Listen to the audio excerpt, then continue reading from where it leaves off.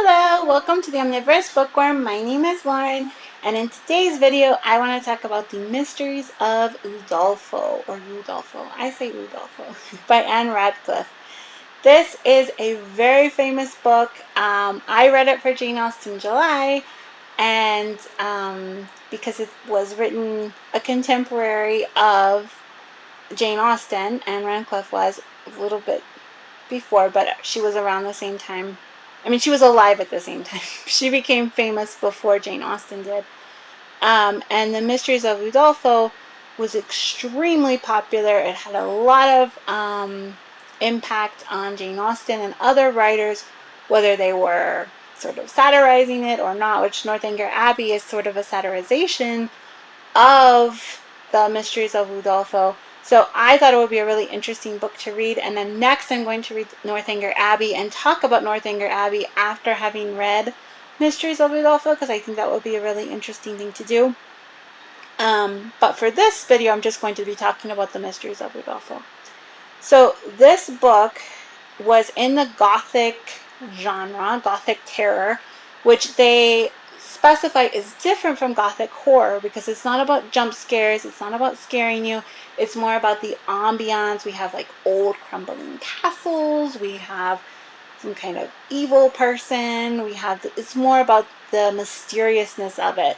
But Ann Radcliffe is really famous for the fact that usually when you see things that are happening that seem to be paranormal or supernatural, there's going to probably be a realistic or human or physical explanation for what's happening. So the books themselves, they have that like ambiance, they have all the Gothic elements that we think of, and you can really see this genre start to take hold, although it wouldn't be called Gothic until later on in the 19th century. The Mysteries of Udolpho was actually published in 1794. It was published like serialized, as many novels were, and then it was bound later. It's 4 different volumes, so I am assuming it was bound as like 4 different books. And then obviously today we would read it as like one book. And Ann Radcliffe in her time was extremely famous. She was really, really popular, really well known. The reason that The Mysteries of Udolpho is so well known is that by this time she'd already published, I believe, 3 other books. I think this is her 4th one. It's either her 3rd or 4th. I'm pretty sure it's her 4th. And so by the time she published this book, she's really well known, really famous. She's actually writing under her actual name, which was unusual for a woman at this time. And so because this book was so popular, that's why it influenced so many different writers and people, either directly or indirectly, and it, helped to set up this genre. Although she was not the first person to write a Gothic novel, she really brought this genre to people's attention and was just very famous. Whether people liked her or didn't like her, that was another thing, but she was extremely famous. I believe it was the last 20 years of her life, she only wrote poetry, and she kind of disappeared. So it seems that she did write mainly for money, because once she started getting all this money, she didn't publish a lot more after that, and she just would travel with her husband and was content to just live out her life without writing. She did write poetry, which if you read Mysteries of Udolpho, you can tell that Ann Radcliffe very much enjoys poetry. So for The Mysteries of Udolpho, the characters we have Emily, who is our main character, and she lives in France. We have her parents, we have her love interest, we have her aunt, and we have the man that her aunt marries, and she ends up going to Italy. And then once we get to Italy, we have her servants, and we have this huge cast of side characters. I will say for this book, none of the characters are very well rounded. Emily is probably the most well rounded character we get, and I don't know, it definitely makes me appreciate Jane Austen's characterization, because Emily, I mean, she's enjoyable in some ways, and I appreciate some of the things that Ann Radcliffe does with her. She she can be spunky. She can be sort of, stand up to people. She's not as much of a damsel in distress as I thought she would be. When she does do things that seem a little not that bright, she will acknowledge it and say, "Oh, I probably shouldn't be walking in this dark room," or whatever she's doing. So I appreciate that, and I understand that. The thing that I found extremely funny about Emily, and I think this is common in a lot of Gothic novels, is she's constantly fainting. She's the whole book is like she saw a hat of somebody who had passed away, who she loved, and she was like, and she fainted, and like everything. And then when she doesn't faint, like the author makes a important note of, well, but she didn't swoon, she didn't faint at that. It's like, oh, really? That's very. I was just like, this girl is fainting constantly. Like, it was just kind of fun. And it's somebody who actually, like, I do actually faint pretty easily. I don't know why, but like if I have a fever or so, like, it's just something that I get real lightheaded, and if I don't faint, I have to like put my head down. But like even for me, I was like, this girl is just, she's on a whole nother level of her fainting spells. But all the characters, like, I think they do a pretty good job of making her aunt a little bit more complex. Um, the Montoni, Signor Montoni, is, he's very mustache twirly. Like, I think if you can kind of get into the funness of how some of the characters are portrayed, it's a little bit more interesting. I enjoyed Annette, her servant. She's just completely hysterical most of the novel, but I just found her funny and kind of entertaining, and I like those scenes that we have in that. And when she's screaming for her boyfriend Ludovico, I found that interesting. It's like, oh, poor Annette. So he's getting locked in the closet by Ludovico to like protect her and stuff. So the thing with the Mysteries of Udolpho, so the plot, so it takes place, let's say, so it's written in 1794, but the book actually is supposed to be taking place at the end of the 1500s. And Ann Radcliffe is from Britain, she's British, but the book takes place in France and Italy. She had never been to France and Italy, and obviously at this time she would have had very limited ability and exposure to find out about these places. So they said that she got a lot of her information from travel logs and her imagination. And it's not surprising that from what I've read, a lot of her descriptions are actually inaccurate of what she's describing. But I mean, you can't really blame her because, I mean, what is she supposed to do? It's not like they had cameras or, unless she knew somebody who'd gone there, but even then it would be very difficult to know. And like I said, with the plot, so this was serialized. The book is extremely long. I think in most editions it's well over 700 pages. We get a lot of description, pages of description. We get a lot of poems, so Emily sort of interprets her experiences through writing poems. I am not a big poetry person, so that was not the best format for me personally, but maybe other people would enjoy that. Also, the interesting thing about the plot, this is how I think about the plot. You know how like some TV shows you can binge them even though they were made years ago, before you know when we used to have to watch TV shows every week. Some shows are very bingeable. Some shows are not very bingeable.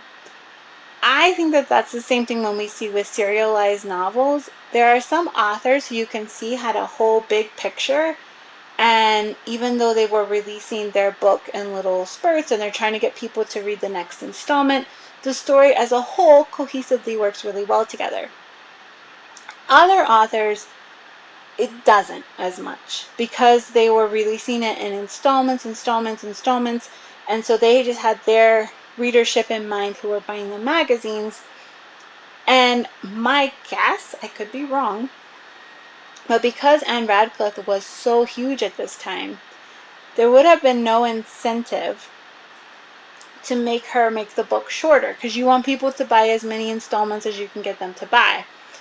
And so that could be part of it, because the plot is kind of like a labyrinth. Like, it starts off, it's kind of slow, and then a lot happens in like the second and third volume. And then in the fourth volume, we get this other little plot arc that in some ways is not it's connected to the other part, but it's kind of like its own little thing. It kind of like goes off on its own little tangent. So it's definitely, in my mind, it could be cut down a lot from a modern reader perspective. And it is, you kind of think it's over, or like you're getting to the climax, and it's not. You're going to have this whole nother journey. So I think if you, as a modern reader, you expect, you get to the third act, and then you're going to have your climax, and then you're going to have your resolution, and you might have your denouement. In this book, it's like conflict, climax, resolution, denouement, conflict, like smaller conflict. Like, it's kind of interesting. So I will say that personally, I did not enjoy the book as much as other classics that I have read, but I also wasn't expecting to. I read this book more because I was interested from it thematically and historically, and I'm glad I read it, because I definitely can see the impact that this genre, and particularly the Mysteries of Udolpho, has had on I haven't read Northanger Abbey yet, so I can't comment on that. But on, Jane Eyre, Wuthering Heights, even Edgar Allan Poe, this whole, the crumbling castle, the Gothic imagery, the Gothic ambiance is really strong and really prevalent, and the different archetypes that she has in her novel. You can definitely see, like, as popular as this book was, how influential it was to later writers who came along. And so that was more my reason for reading it. It wasn't just purely for enjoyment, or, I wasn't expecting to enjoy it as much as I would enjoy, Jane Austen or Emily Bronte or some of the other writers who came later, or who were around that time. Well, the Brontes came later, but Jane Austen was around this time, but her writing style is just very different. Her characterization is very different. I will say it mainly appreciate Jane Eyre's characterization, or not Jane Eyre, Jane Austen's characterization so much better. So I would say, if you're going to read this book as a modern reader, my advice, for whatever it's worth, is to have accurate expectations. So this was a very popular book for its time. It's not going to have the same type of rounded characters. It also is interesting because she's British. The writer is British, but all her characters would have been before the Reformation when this book takes place. So there's a lot of anti-Catholic sentiment in the book, which, from a historical perspective, I just found interesting, because obviously, like, it was a long time ago. But, like, she refers to, like, the nuns and the sisters as being very selfish for, like, wanting to, like, cloister away in a nunnery and stuff that was just, and other aspects that she, she makes allusions to the, Inquisition, and that was sort of part of Catholicism and all of that stuff. So it is interesting how that is portrayed. If you're going to read this book today, I would recommend, if you're going to read it, to probably get the audiobook too. You can find it online for free, or if you purchase it from Audible, I think it's like $2. It just helps to get through some of those longer, more descriptive parts. Even if you don't normally read audio, I would definitely recommend to consider it.